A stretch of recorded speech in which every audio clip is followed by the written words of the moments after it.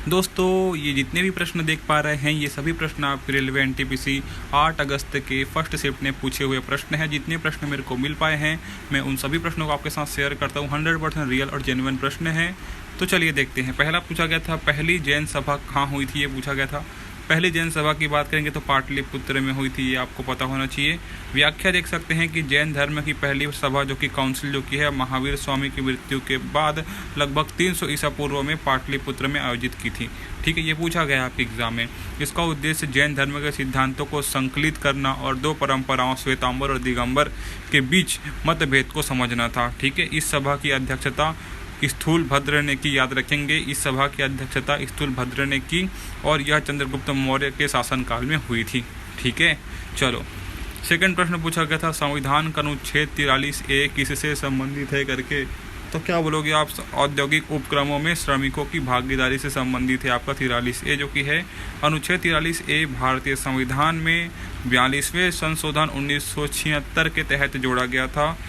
यह राज्य के नीति निर्देशक सिद्धांतों का हिस्सा है। इसका उद्देश्य क्या क्या है देख सकते हैं। राज्य यह सुनिश्चित करेगा कि श्रमिकों को उनके उद्योगों के प्रबंधन में भाग लेने का अधिकार मिले।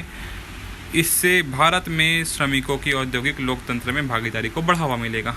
ठीक है, PDF आपको टेलीग्राम चैनल पर मिल जाएगा। टेलीग्राम चैनल का जो कि लिंक है वो डिस्क्रिप्शन में देख सकते हैं, हिंदी इंग्लिश दोनों में दे दूंगा। ठीक है, पाल्क जलडमरू मध्य किन दो देशों को अलग करता है, ये पूछा गया था। अच्छे से याद रखेंगे, भारत और श्रीलंका को अलग करता है ये। ठीक है, पाल्क जो स्ट्रेट है ना, पाल्क जलडमरू जो कि मध्य है, वो भारत के तमिलनाडु तट और श्रीलंका के उत्तरी पश्चिमी तट के बीच स्थित एक संकरी जलधारा है जो भारत और श्रीलंका के अलग करता है।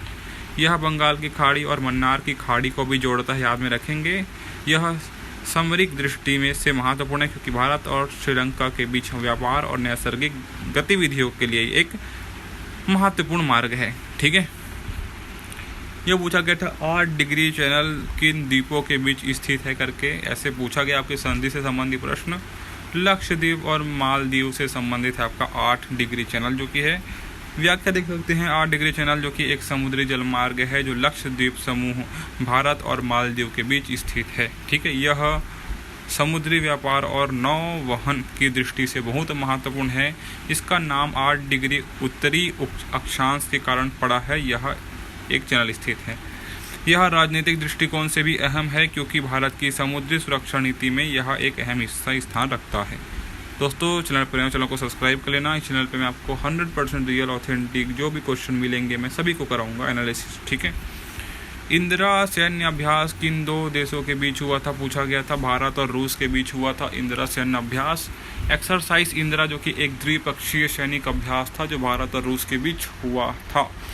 यह पहली बार 2003 में शुरू हुआ था। यह जल थल वायुसेना के बीच संयुक्त अभ्यास है। इसका उद्देश्य आतंकवाद से मुकाबला, रक्षा सहयोग बढ़ाना, संयुक्त अभियान की तैयारी करना। ठीक है, ये पूछा गया था कुंजर सैन्य अभ्यास भारत और किस देश के बीच हुआ था, ऐसे पूछा गया था। आप इस एक्स्ट्रा फैक्ट में देख सकते हैं, किर्गिस्तान के बीच हुआ था एक्सरसाइज कुंजर जो कि भारत और किर्गिस्तान के बीच होने वाला एक सैन्य अभ्यास था। इसका उद्देश्य परवर्ती युद्ध कौशल और आतंकवाद विरोधी अभियानों का संयुक्त अभ्यास था। ये एक्स्ट्रा फैक्ट में याद रखेंगे, 1 नंबर के आपके एग्जाम में पूछ लेगा। ठीक है, अगला है भारत का सबसे प्रदूषित शहर कौन सा है, ये पूछा गया था। बर्नीहाट, यहाँ पर देख सकते हैं नाम इसका है ना। व्याख्या देख सकते हैं, बर्नीहाट जो असम और मेघालय की सीमा पर स्थित एक कस्बा है। 2025 में central pollution control board CPCB ने इसको क्या किया, प्रदूषित शहर घोषित किया सबसे ज़्यादा। यहाँ पर PM 2.5 और PM 10 जैसे सूक्ष्म कणों की मात्रा अत्यधिक पाई गई। ठीक है, प्रदूषण का मुख्य कारण औद्योगिक धुआं, वाहनों का उत्सर्जन और निर्माण कार्य है। ये देख सकते हैं, भारत का सबसे स्वच्छ शहर इंदौर है। एक्स्ट्रा फैक्ट में याद रखेंगे। स्वच्छता सर्वेक्षण 2025 के अनुसार इंदौर को लगातार 8वीं बार सबसे स्वच्छ शहर का दर्जा दिया गया। इंदौर नगर निगम द्वारा किया गया सूखा गीला कचरा पृथक्करण के कारण हो गया, डोर टू डोर कलेक्शन के कारण हो गया, जन भागीदारी। ठीक है, इस सब चीज़ के कारण दिया गया। ओल्ड गंगा किस नदी को कहा जाता है, ये पूछा गया था आपके एग्जाम में। गोदावरी नदी को कहा जाता है आपका ओल्ड गंगा, याद रखेंगे। व्याख्या देख सकते हैं कि भारत की दूसरी सबसे लंबी नदी गोदावरी को प्राचीन समय में ओल्ड गंगा कहा जाता था, क्योंकि यह भी पूर्व से पश्चिम की ओर बहती है ना। एक्स्ट्रा फैक्ट में पूछ सकता है, पूर्व से पश्चिम की ओर गोदावरी नदी बहती है और पवित्र मानी जाती है। इसे दक्षिण की गंगा भी कहते हैं, ठीक है। तो गोदावरी नदी को दक्षिण की गंगा भी कहते हैं। ये पूछा गया था नल जल योजना किस राज्य की प्रमुख योजना है करके पूछा गया था। याद रखेंगे बिहार की प्रमुख योजना है आपकी नल जल योजना जो कि है, ठीक है। हर घर नल का जल योजना बिहार सरकार की एक प्रमुख योजना है जिसे 2016 में शुरू किया गया था। इसका उद्देश्य हर घर में पाइप से पानी की आपूर्ति करना। यह नीतीश कुमार सरकार की 7 निश्चित योजना का हिस्सा है, ठीक है। हर घर जल जो कि योजना है वो बिहार की है, ठीक है।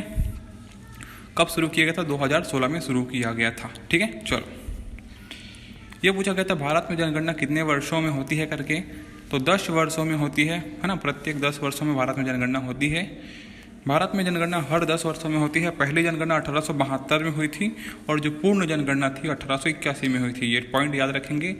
पहली जनगणना 1872 में हुई थी, लेकिन पूर्ण जनगणना की बात करेगा तो 1881 में हुई थी। और 2011 में अंतिम जनगणना हुई और अगली जनगणना कोविड-19 के कारण नहीं हो पाई थी, जो कि 2021 की है, ठीक है। तो याद रखेंगे। ये पूछा गया था कृष्ण देव राय किस वंश के संस्थापक से या फिर संबंधित है। तो विजयनगर साम्राज्य से संबंधित है आपके कृष्ण देव राय, जो कि है कृष्ण देव राय विजयनगर साम्राज्य के तुलुक वंश के सबसे प्रसिद्ध शासक थे। इसका शासनकाल देख सकते हैं आप 1509 से 1529 तक, है ना। उन्होंने दक्षिण भारत में प्रशासन कला, वास्तुकला और साहित्य को प्रोत्साहन दिया। वे तेलुगु भाषा के महान संरक्षक भी थे, ठीक है। तेलुगु भाषा के महान संरक्षण भी थे, याद में रखेंगे। ये प्रश्न पूछा गया था महापद्यानंद किस वंश का संस्थापक था करके। नंद वंश का संस्थापक है, याद में रखेंगे। महापद्यानंद जो कि है प्राचीन भारत के नंद वंश का संस्थापक था। वह शूद्र जाति से था, ठीक है। और उसने शिशुनाग वंश का अंत किया। उसे एकराट यानी एकमात्र सम्राट भी कहा जाता है, जिसने कई क्षत्रिय राजाओं को हराया था। कौन? महापद्यानंद, ठीक है। यह है मई 2024 में मई 2025 के बीच, मई 2024 से मई 2025 के बीच की एक बड़ी अंतर्राष्ट्रीय घटना कौन सी है। तो इंटरनेशनल बुकर पुरस्कार देख सकते हैं, G7 सम्मेलन, भारत की G20 अध्यक्षता की समाप्ति, ये सभी चीज़ें हुई थी इस टाइम, ठीक है। इस एक वर्ष की अवधि में प्रमुख घटनाएं हुई, जिसकी यहाँ पास एक्सप्लेन देख सकते हैं आप। इंटरनेशनल बुकर पुरस्कार 2025 किसी भारतीय अनुवादित लेखिका को मिला जो कि चर्चा में रहा था, ठीक है। आपको पता है मैंने पहले भी कराया था कवर इसको। G7 सम्मेलन 2025 में वैश्विक आधार मुद्दों पर चर्चा हुई थी, है ना। भारत ने 2023 में G20 अध्यक्षता की और उसका प्रभाव 2024 तक रहा, ठीक है। चलो, ये पूछा गया था भारत का सबसे लंबा नदी तंत्र कौन सा है करके। गंगा नदी सबको पता है, ठीक है। ये एक्स्ट्रा फैक्ट में याद रखेंगे। भारत में सबसे लंबा नदी गंगा नदी तंत्र का है, जिसकी लंबाई कुल 2525 किलोमीटर है। यह भारत के उत्तरी क्षेत्र में बहती है और इसमें यमुना, घाघरा, कोसी जैसी नदियाँ भी शामिल है, ठीक है। ये प्रश्न था सांस्कृतिक विरासत से जुड़ा कोई जो मध्यकालीन शासक है, पूछा गया था, ठीक है। तो कृष्ण देव राय वही है, आपको करवा चुका हूँ आपको, ठीक है, याद रखेंगे। ये पूछा गया था भारतीय संविधान की प्रमुख विशेषता क्या है। ये प्रश्न पूछा गया था, इसमें संबंधी प्रश्न पूछे गए थे आपके संविधान से संबंधी। धर्मनिरपेक्षता जो कि है प्रमुख विशेषता है, बहुत सारी विशेषता इसमें याद रखेंगे, ठीक है। ये सबसे लंबा बांध जो कि है, ये भी एक्स्ट्रा फैक्ट में याद रखेंगे कि हीराकुंड बांध है, उड़ीसा में है, याद में रखेंगे। लंबाई जो कि है 25.8 किलोमीटर है, ठीक है।